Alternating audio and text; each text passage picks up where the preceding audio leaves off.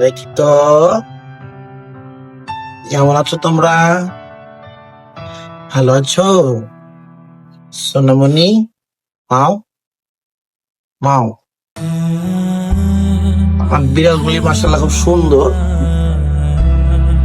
যারা দেখবেন তারা প্রথমে মাশাআল্লাহ বলবেন। এদেরকে আমি খুব ভালোবাসি, খুব আদর করি।